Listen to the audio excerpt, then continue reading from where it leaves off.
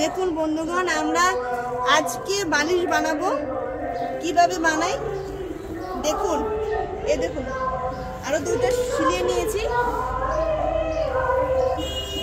এখন বালিশ থেকে সব তুলা বার করে, এটা পুরানো বালিশ ছিল সেটা কেটে এখন নতুন বালিশ বানাবো।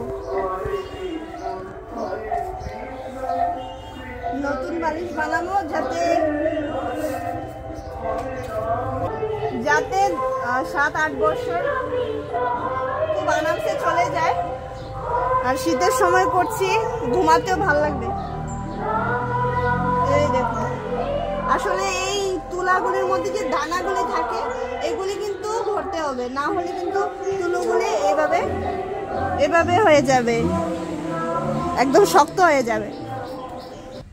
তো বন্ধুগণ আমি ভরছি, আর ভরতে ভরতে এই কোনাগুলির মধ্যে কিন্তু ভরতে হবে, না হলে বালিশটা সুন্দর করে হবে না।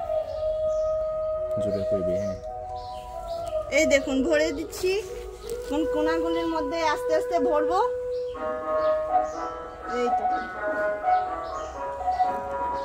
আর বেশি বেশি যদি তুলাগুলি বেশি বেশি ভরতে যায় তাহলে কিন্তু উড়ে যাবে। এই দেখুন অনেক আছে।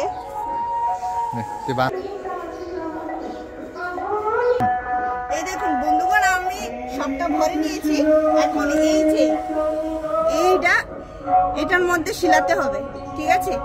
তো আপনারা ভিডিওটাকে দেখতে থাকুন, আমি শিলিয়ে দেখাচ্ছি কিভাবে করতে হয়। এই দেখুন বন্ধুগণ, এখন বালিশটাকে কি বলে টাক দিচ্ছে, শিলাচ্ছে। তো আপনারাও সেম এইভাবেই করবেন, তাহলে অনেক দিন পর্যন্ত চলে যাবে।